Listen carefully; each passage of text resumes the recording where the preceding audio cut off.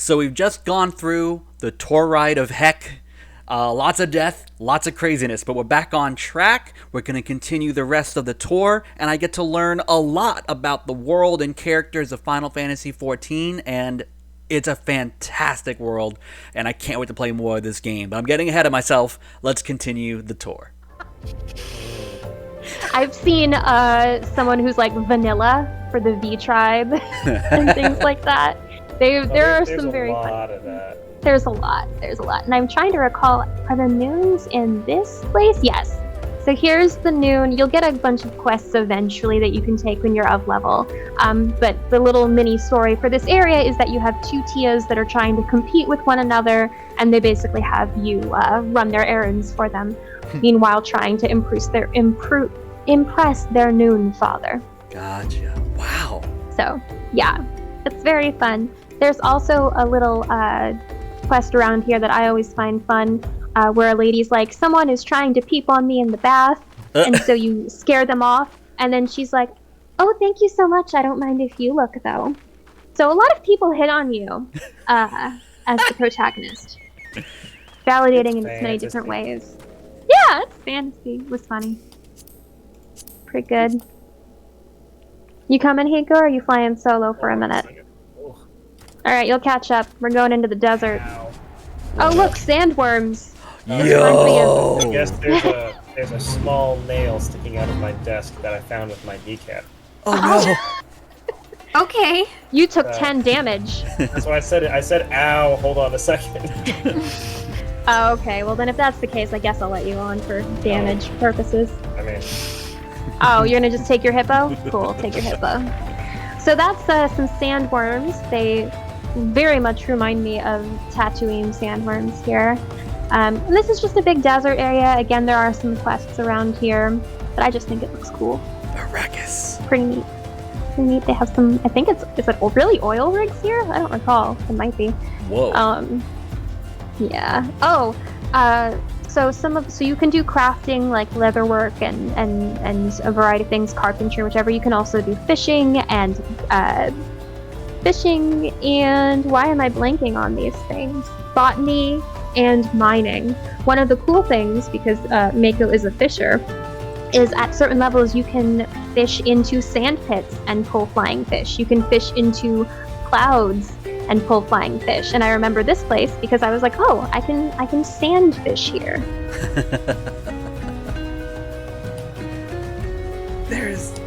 There definitely seems to be like never a lack of things to do and explore. Mm-hmm. Does it ever get overwhelming with the amount of stuff in this game? Is it relatively streamlined enough to not have that be an issue?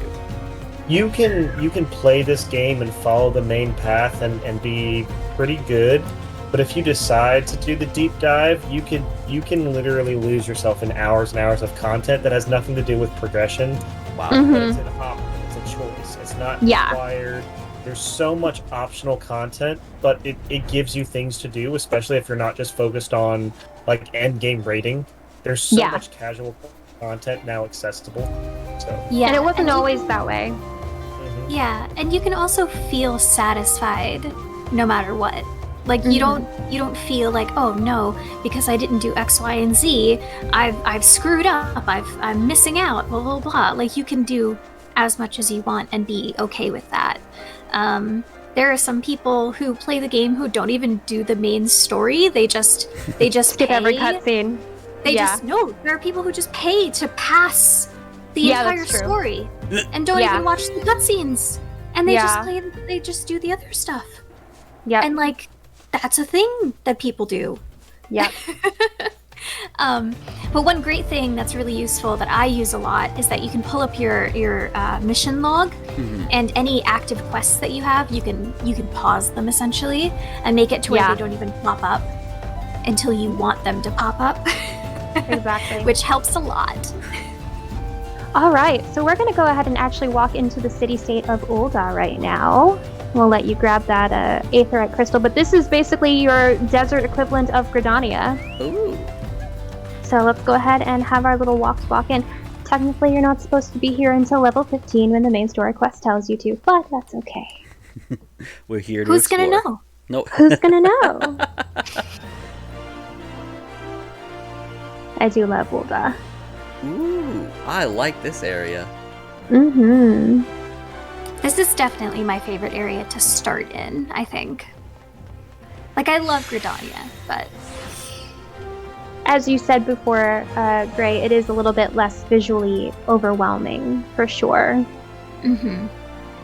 This music, though. Mm-hmm. Oh. Where are we going, by the way? Because I lost Let's just go into... Yeah, I'm behind you guys. Let's just Okay. get right into Ul'dah Steps of Nald. Okay. This is the new Gridania equivalent, because it's where the crystal aetherite is. So you can grab some aether shards here. And then the crystal is right in the center. But this is where, you know how Mother Mione has the Carline Canopy, this has Mobidi's Quicksand, which is the Adventurers Guild here. All places have basically an equivalent, it's just a matter of finding where they are. Gotcha. And they do have different personalities, so they do have have slight changes. Oh, God. Oh, Mobidi. Momodi Yeah. is very... is okay. If you're about to go into it and you're just like, hey, you're not going to expect everything you're going to hear or see from the first part of this one, go to Ul'dah. The other thing is as we said, different city-states have different starting classes. So as Gridania, you have Lancer, Archer, and Conjurer. In Ul'dah, you have Thaumaturge, which becomes Black Mage, Pugilist, which becomes Monk, and Gladiator, which becomes Paladin. Those are accessible here. What was the name before Black Mage? Thaumaturge. That becomes Black Mage. Okay. Mhm. I know what you're saying, but in one of those, my brain filled in the blanks, and I heard vomit surge. Do you want to see it? You wanna see the Yes, Thaumaturge please. I want to see skill? someone vomit surge. Absolutely. Sure. Yeah, okay, let's go. Let's go. Let's I mean, go. it's hard to find Surge these days, but... No, true. Bring back Vault. Oh, I was thinking about that, like, last week. Yeah. So yeah, Black Mage is like my second main class. So this is kind of... I think everyone always ends up having like two main classes: Miner, Dancer, and Dark Knight. Mine are tanks. Yeah, yours are just all tanks. Every tank. But also sometimes Samurai, which when you get to level 50, because you have Stormblood, you can unlock Samurai here. And Red Mage. Red Mage starts here too. So, I'm a huge wrestling fan. I love it so much. And in WWE, there's this tag team, it's a trios team named The New Day. And for WrestleMania 33, which was in Orlando, they were sponsored by Heavensward. And The New Day came out dressed as Final Fantasy classes. Oh, I was wondering where this was going. That's amazing. And at the time, they were pushing the New Day ice cream. Like, they had like this ice cream thing. So they came out with an old timey ice cream thing that you would push out, and it was decorated all in Final Fantasy. Like fat chocobos were on it and all that. My I'll show you God. photos. It's great. Yes, please. You have mentioned this to me, and I just don't think my brain processed it. Like, I just... Yeah. Wow. So I do want to say one thing. There is in your guild. I don't recall if you. You spoke with the young-looking kid who's probably like 1,000 years old. This is their equivalent for Black Mages, the Black Mage Brothers. They kind of give you your quests. And I did also want to make a note. We ran past it, but there is a statue out there to Thal, I believe. Yeah, it's Thal, because Thal is the life and death, and they're kind of like twins, but Thal is the death one, so that would be Black Mage. They're rad. twins, but they're the same person? They're twins, but they're the same person. That's weird. It's like a double god thing. That's weird. Oh, so it's like Bioshock Infinite, where it's like different time periods meeting, but same person, different time period. Oh my god, yeah. But yeah, you can see here, this is the one that they're praying to. So this is kind of the level that religion is prominent in Final Fantasy here. It is wonderful seeing all of this architecture in all of these areas, and how this is not Easy. They won't let me hop on it. And it gets better. Ooh. Yeah. The thing is that A Realm Reborn is wonderful on its own, and it only improves. Like, they have some growing pains to go. Like, I was talking with Gray before and said, okay, the zones in Heaven's Ward are a little bit unnecessarily big. There's a lot of empty space. And I think they kind of did that a little bit in Stormblood as well. But by the time it hits Shadowbringers and Endwalker, they figured it out. They've tightened it up. Every space is used. So I will say one of the main reasons for that is when you had A Realm Reborn and you had Heaven's Ward, fate farming was one of the #1 ways of leveling up and leveling up alternate. That's true. So That's true. You I would forgot have that. fate chains of 50 to 60 people in the zones running consistently. So to make sure that they had that, they spaced out large groups. That makes a lot of sense. And that was a big tie-in for A Realm Reborn and for expansions. And they changed the goal for that. But that's why you go in those zones, you have like 3 or 5 fates running throughout the whole zone, and why it's so much larger. Thank you for that background, Josh. That helps a lot. And we completely, as the game has evolved and changed, the way endgame content and leveling up, there's so much more you can do now. There's so many options and alternative things you can do, whether it's the eventual Wondrous Tales, to go back and do older content, the Savage content. The Savage content. Extremes. The way duty roulettes have changed a lot. That's true.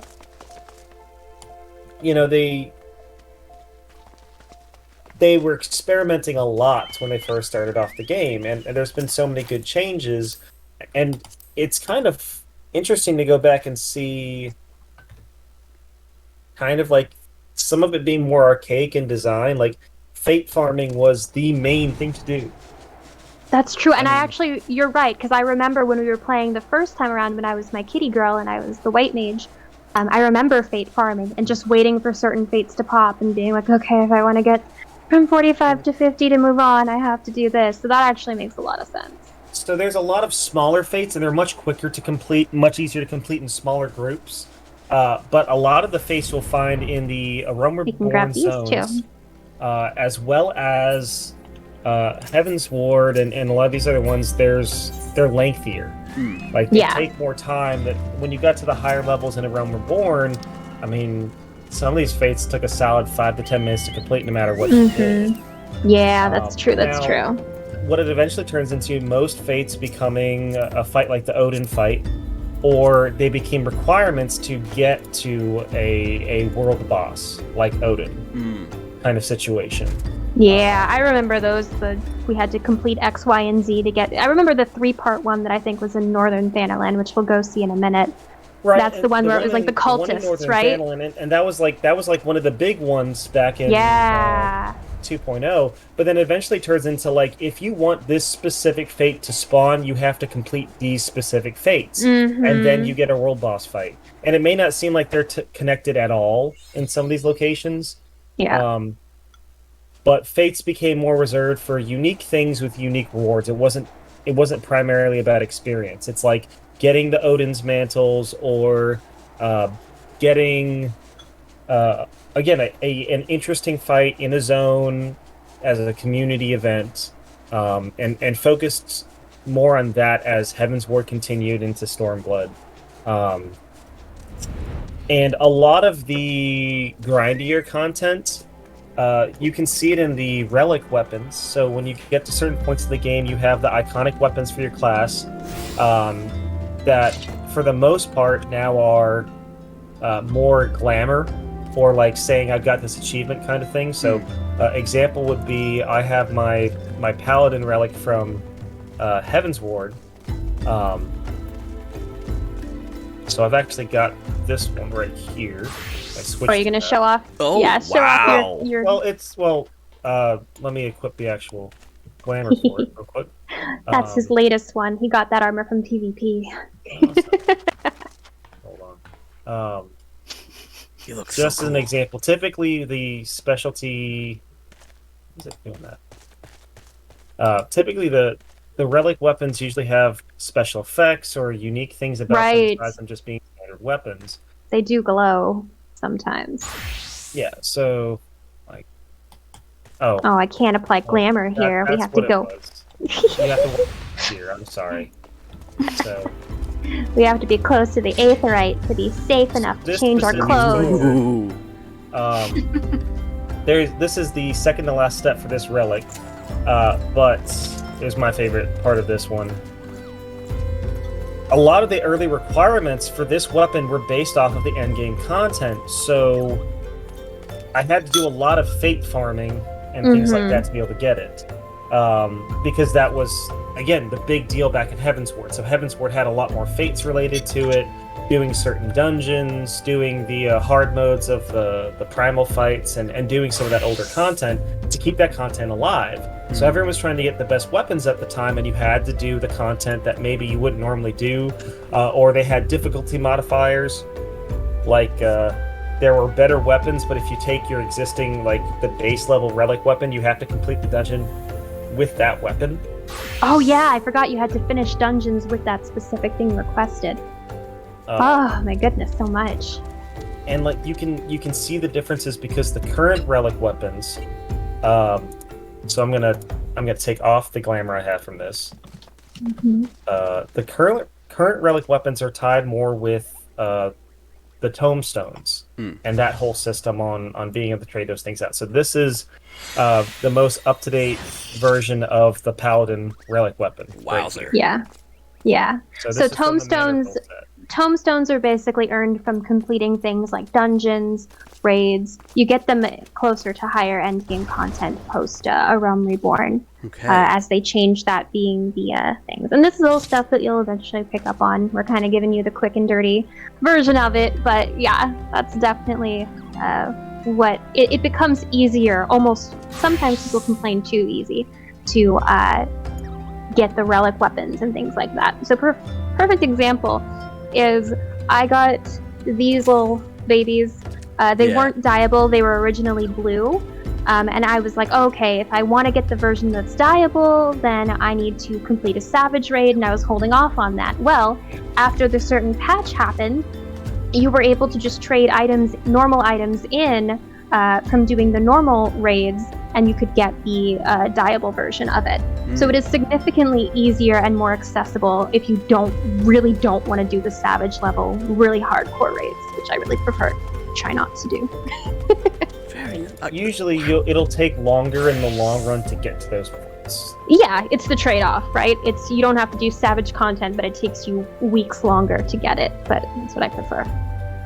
I am loving all of this history and knowing so much about like what this game used to be and all the things it's been through. Like, it's so fascinating, but also I am loving the fashion show, like the different outfits, the different stances, like this kind of I know classes are absolutely a thing throughout Final Fantasy, but because of Gray, my favorite Final Fantasy is 10-2. So I'm just seeing dress spheres right now, and like. I mean, that's basically what glamours are, right? Like, you will eventually get the ability to. Yes, this is near thong. People fought so hard to get the near thong to combine it. But yeah, you will eventually get the glamour thing unlocked and the ability to dye clothes unlocked, and then it'll just become dress-up game for you, because that's half the fun. That's half the fun. And I have one last question before. Sorry. Oh. All right, I won't ask the question. I'm sorry. I'm sorry. I have one last Secret question. What the fuck is this frog wizard? That's my friend. Oh my god, I love them. It's one of the minions. Oh, Pororogo. the best. Cute. I like to say that's me. Yeah. Just following my Nev, character. and Gray is the frog. I just I've been paying attention, but I've also been just seeing this frog. I'm just like, what the frog? If when I changed to Black Mage, Watch. So when I changed to Black Mage specifically, I don't know exactly where my Pororogo is on your right behind screen. you. It's hopping. Okay, awesome. So so when I have Black Mage equipped and I start casting spells, watch him. Okay. Oh, he's just hopping. He should cast spells Eventually. Eventually. They do have a little bit of like a randomness to them. Oh, I remember. But eventually. I've been talking about that the first time we played that. Interaction. It happens a little bit, at least on my end so far. I haven't seen much of that. So I'd probably like in the middle of battle, I'll probably have to keep my eye on the I'm so Frog sad. Wizard. Don't worry.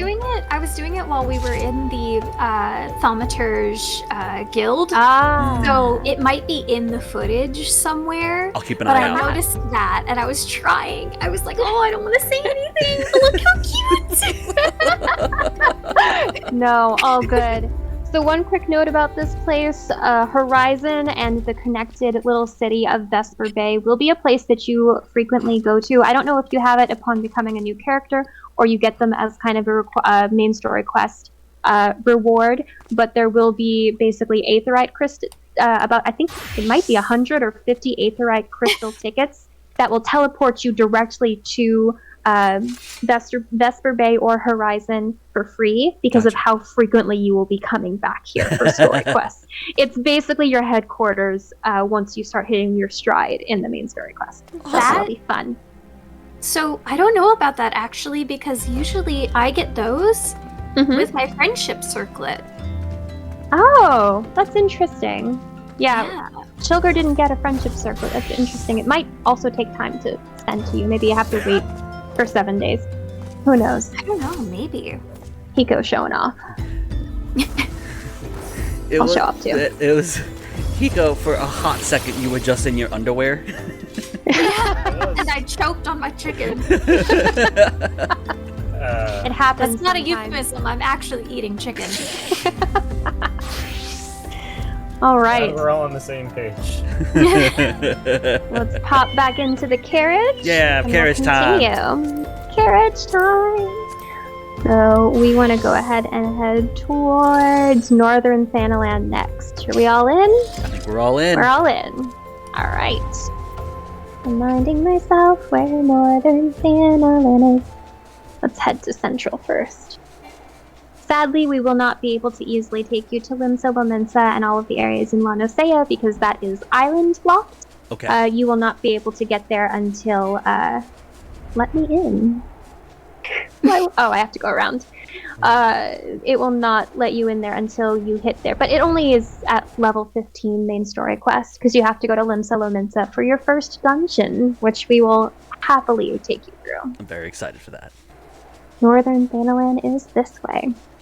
So Northern Thanalan is I believe it's the highest level area for Thanalan. It's definitely close to level 40s and 50s, which would have once been endgame content. Let's see. There's also, I believe, a ceruleum processing center.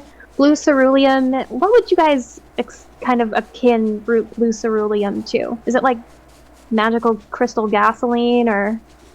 It's basically an energy source. Dilithium crystals from Star Trek.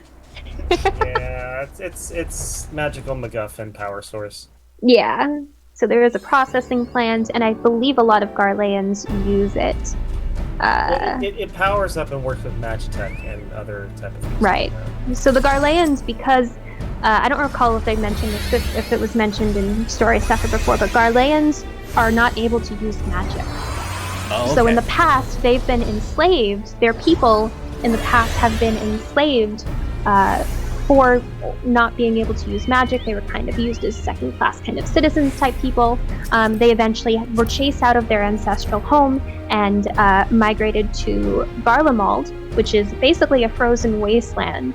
And so their whole motivation eventually is like, okay, well, we settled here. Now that we figured out a way to survive by using Magitech, which is why they look a little bit sci-fi. Mm-hmm. And they are the ones that originated using the Gunbreaker class. That's kind of, they use blue ceruleum. Oh, blue ceruleum is plentiful in Garlemald. that's what helps will them say use magic. The Gunbreaker class is tied to Garlemald, but it's not. Right. You're right. That one's tied to Damaska? Yeah, well, the whole situation with gosh, I can't think of it right now. But you know, Boja? Yeah, it's all set with the Bojin resistance and the way they have it, because the whole point was tied to right, the blades. Queen's Guard, the Queen's Blades. The Queen's Blades. And they explain that if you go through the quest and stuff. Yeah. Basically, Garlemald was our first glimpse at people using the gunblades. That is the correction. But the reason why they make a separation for it is that the Gunbreaker specifically are they were the Queen's Guard that was designed to go into battle against people using rifles and guns. It was actually using similar technology, but completely different setup. So the gun blades that the Garlemald Empire has are really just a gun with a blade attachment. Oh my god. Specifically, Gunbreakers are using,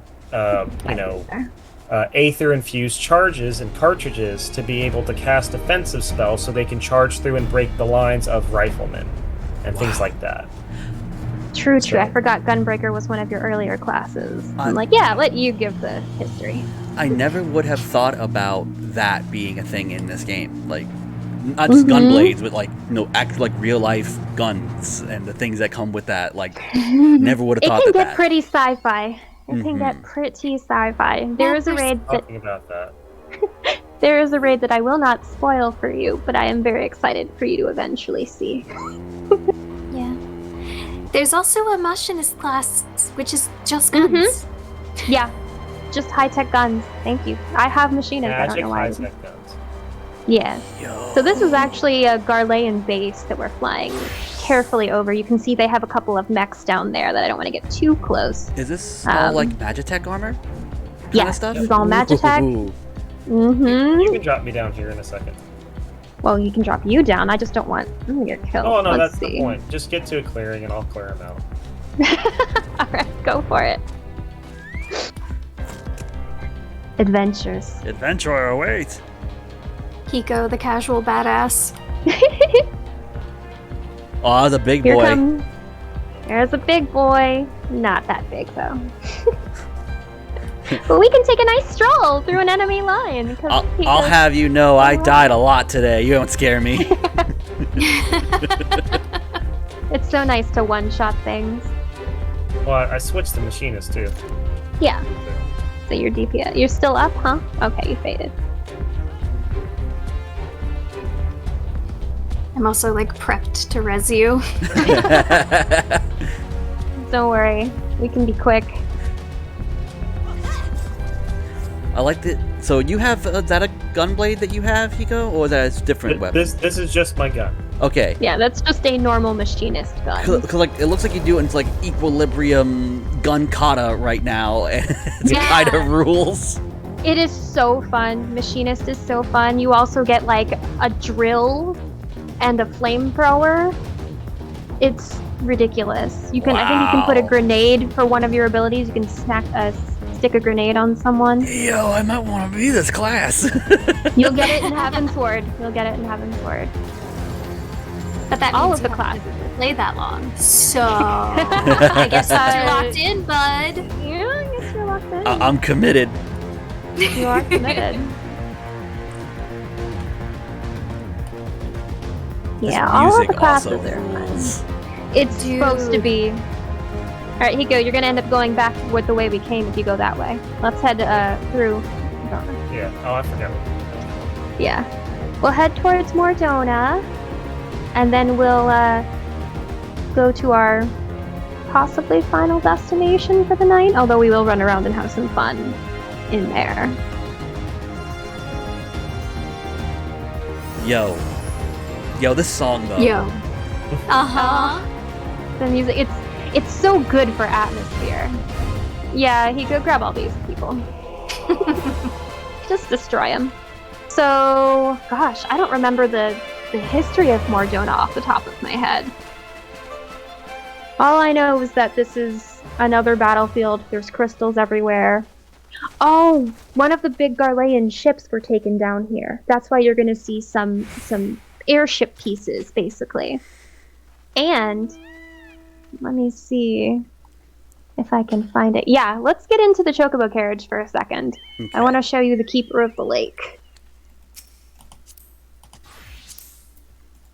Yo, just watching Hiko John Wick everything to death. And the funny thing is, especially with the abilities, like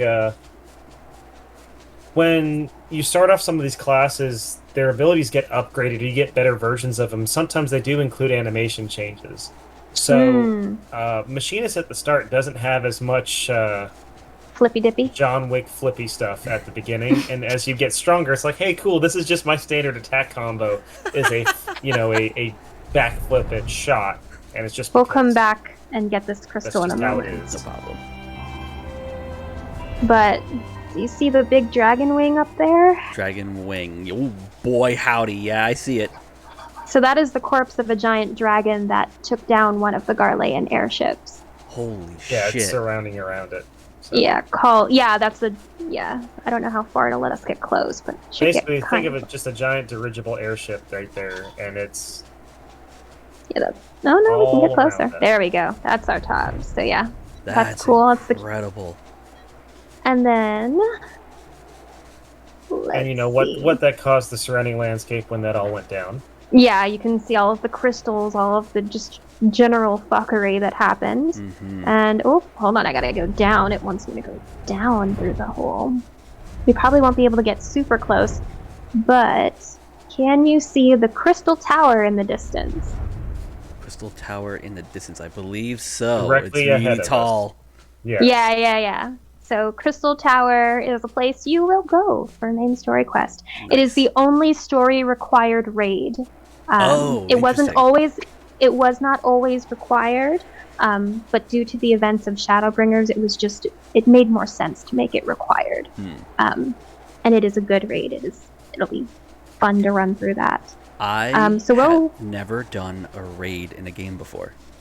Neither had I.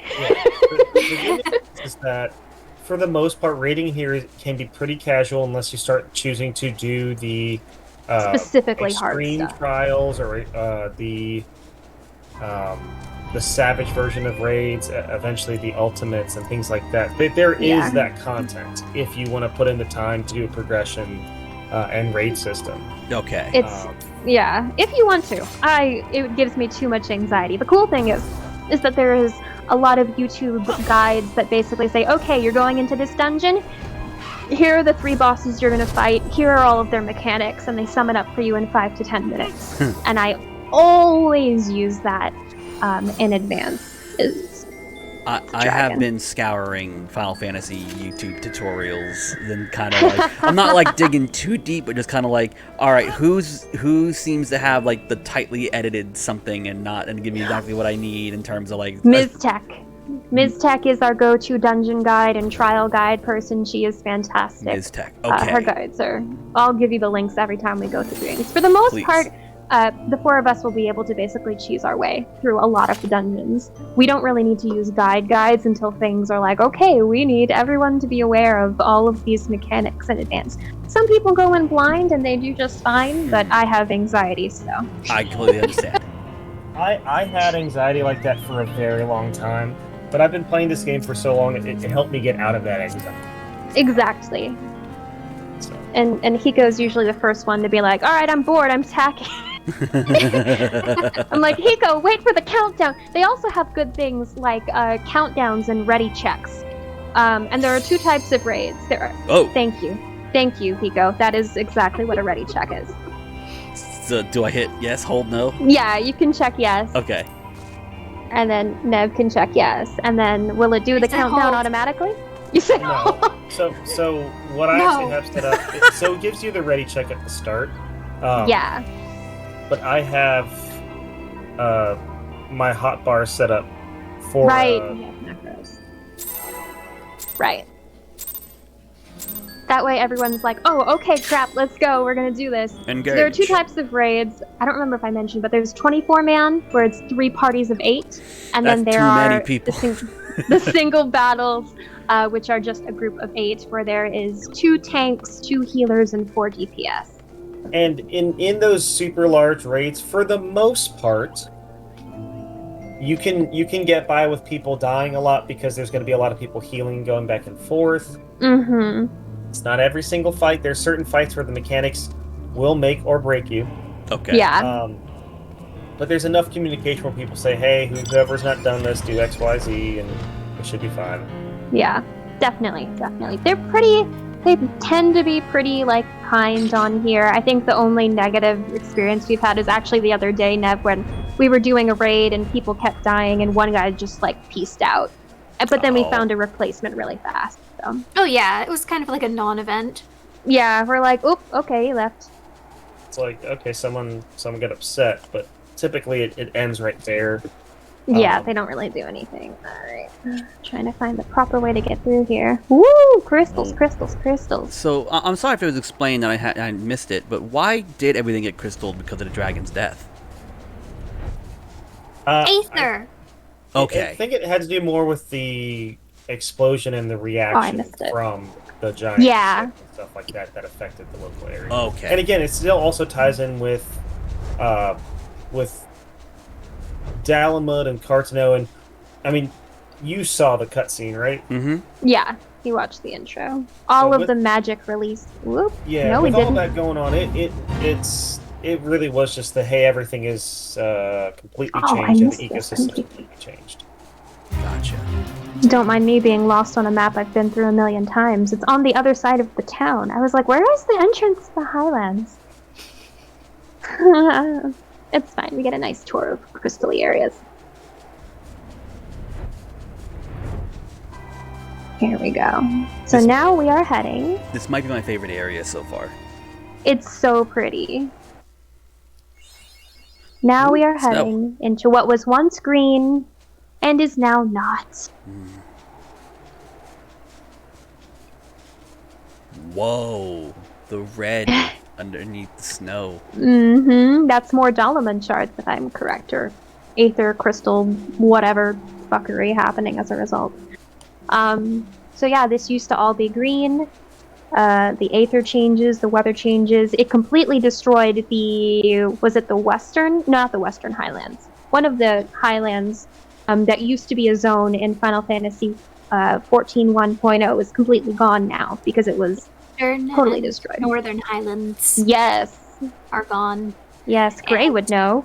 Yeah, I know that all off the top of my head because my character's personal story is that she is not the Warrior of Light, which is your player character, but she is a character who becomes a member of the Scions, which is eventually your group of buddies, and her whole family was killed in the frost.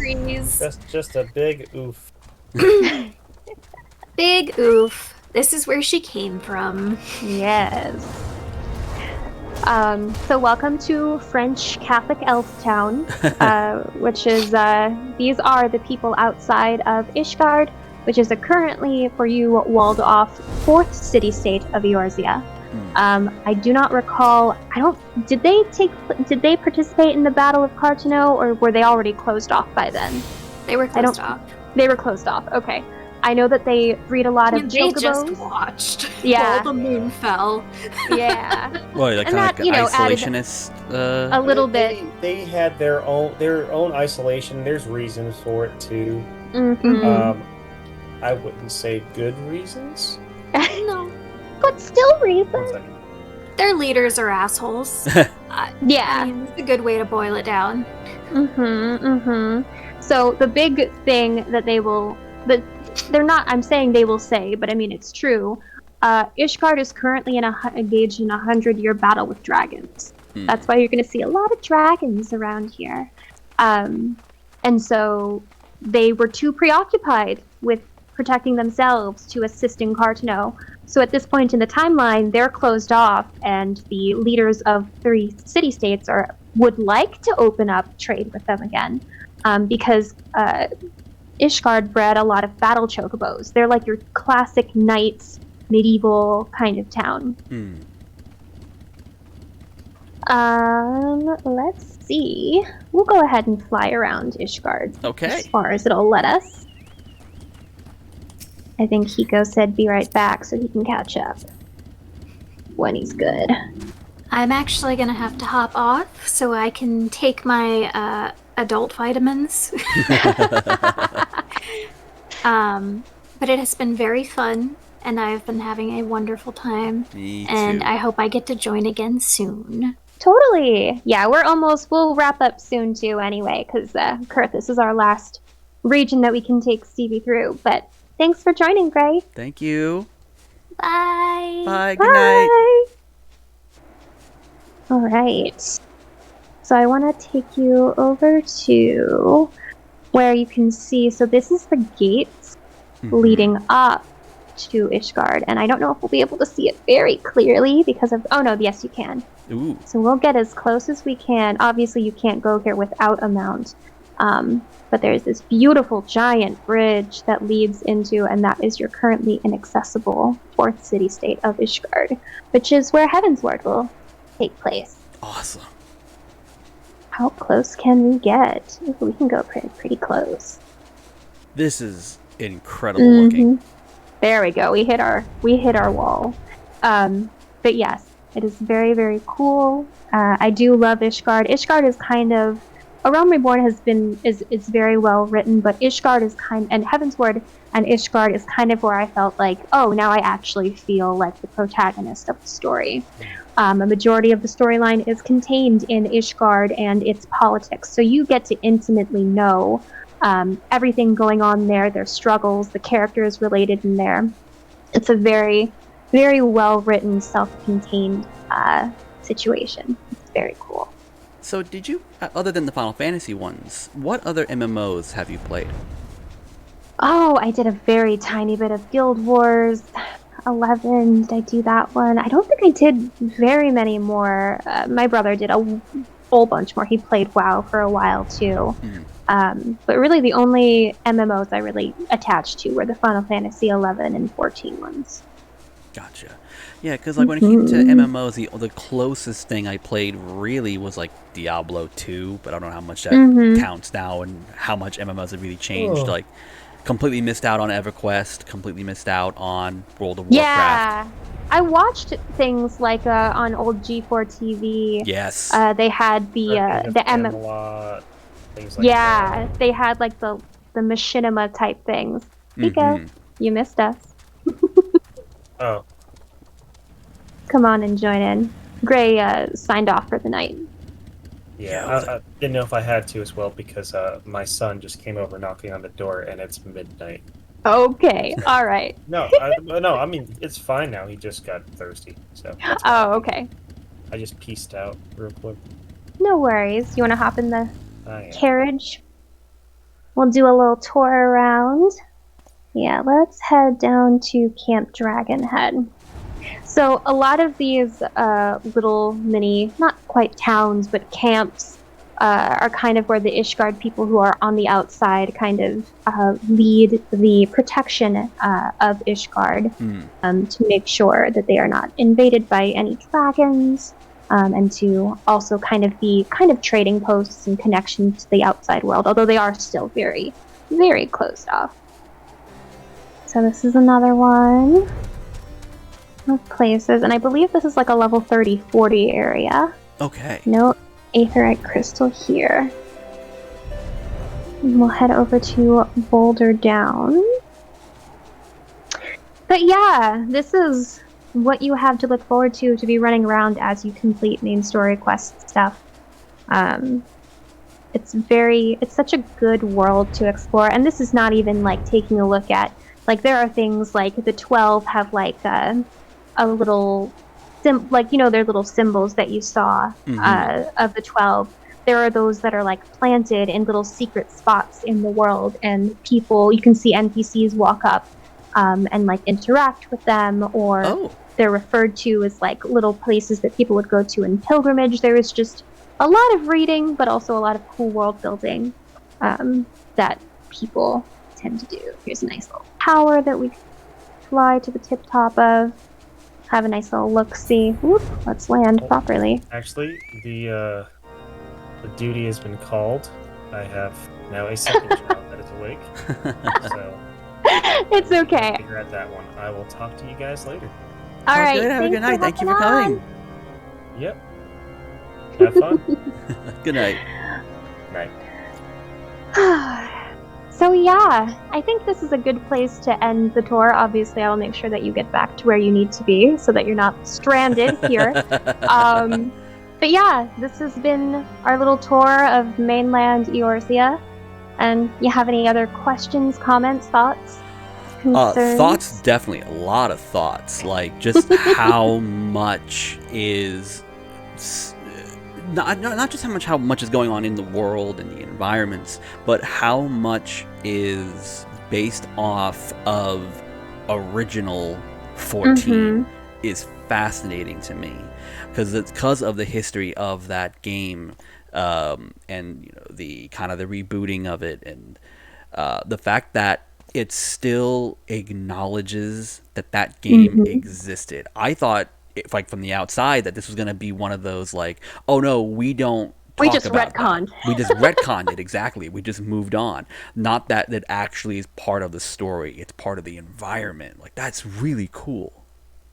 Yeah, it was very interesting for me because I didn't really play a ton of 1.0. I had to look on, like, YouTube videos to see people who were watching the fall of Dalamund, which people, I think Gray mentioned, that they were present for, the world, the sky turned red in all of the zones. They were playing the main theme of Answers in all of the zones, and you just watched, kind of almost like Majora's Mask. You watched this moon descending, and then when it happened, they played, if I recall, similar to, if not the exact cutscene that we saw at the beginning of this, of the thing breaking and the moon falling in Bahamut and all these things, and Louisoix trying to protect Eorzea by praying to the 12. That was very interesting to kind of find out, and I was like, okay, if I hadn't played all of that, am I going to get lost? And they don't really lose it for you. It's just if you brought over a legacy character from 1.0, you get a couple of little nods. Okay. So everyone forgot everything about the original adventurer and the warrior of light. They forgot those heroes, basically, but life went on. There is one character named Minfilia who you'll meet, who, if you are playing a legacy character, she'll be like, no one else remembers you, but I do remember you from 5 years ago. There's like a little extra dialogue nod there. Very cool. Yeah, they have a lot of, like, little interesting things. They also do a really interesting thing that I realized recently with updating dialogue with past NPCs when you've progressed further in the game. So, for example, I have one of my Dark Knight job mentors who I can speak to and say, hey, what's going on? Because I've completed all of those quests. Once I finished Endwalker, that dialogue with him changed to where he referenced, saving the world or whatever in Endwalker, and saying, oh, why are you coming back to me after you've accomplished all of that? I feel like you're kind of outgrown, what I can teach you, kind of thing. So they have really interesting ways and nods to kind of keep the world consistent in a variety of ways that people are still kind of finding. That's so fascinating. I'm trying to think of other good examples, but no, I would recommend, it's so tempting to, like, rush through the main story quest, but the most important thing is that you don't get overwhelmed. You go at it with your own pace. If you want to make a lot of strides with stuff, just go through your main story quest. Your job quests will update every 5 quests, I believe. So there'll be one at 1, at 5, at 10, etc. Okay. And in between that, you can continue with your story quests. And then once you hit level 10, and complete a couple of tasks for your 10, they'll basically unlock the armory system for you, and then you'll be able to change jobs. So if you're like, cool, I hit Conjurer level 10, I want to go check out the Lancer Guild. Boom, you can do that. That's and now exciting. That we got you your Aetheryte Crystal at Ul'dah, you can teleport there and then go try out Thaumaturge, and try out Gladiator, and try out Monk. And you can just run around and do all of that. And there's so many menus. I can't even imagine going through it on controller sometimes. But like I said, your hunting log will help you level up quickly. But generally speaking, if you just do the main story quest through one class only, you'll level up as you go along and you'll speed through it really fast. I actually had to, because I hit a point where I hit max level for one of the expansions and I wasn't gaining any like experience points that they were rewarding me as I went through, so I had to level up my Dark Knight really fast to catch up so that I could continue doing that and not waste experience points. So, yeah. Wow. Well, this has been a very eye-opening and exciting tour, especially with everything we saw. I leveled up. Got a bunch of achievements. I got some achievements for finding the maps. I got slapped by a god. Yes, you did many times. It was pretty cool. You actually the god aggroed you. So Chilger's got something divine about him. There we go. So this was fantastic. Thank you so much for this. No problem. And I am so excited to see where you go. Actually, now that you're level 5, you can go back to your Conjurer quest and get your first little questy quest and do that for him and start progressing that. One other thing, I can't see obviously your screen, but there should be somewhere on your HUD that's like a little tagline like of a quest name surrounded by like little red wavy fires. Mm-hmm. That is your most recent story quest. So if you're ever like, oh crap, I don't remember what I'm supposed to be doing in the story, that will tell you what you have to do next.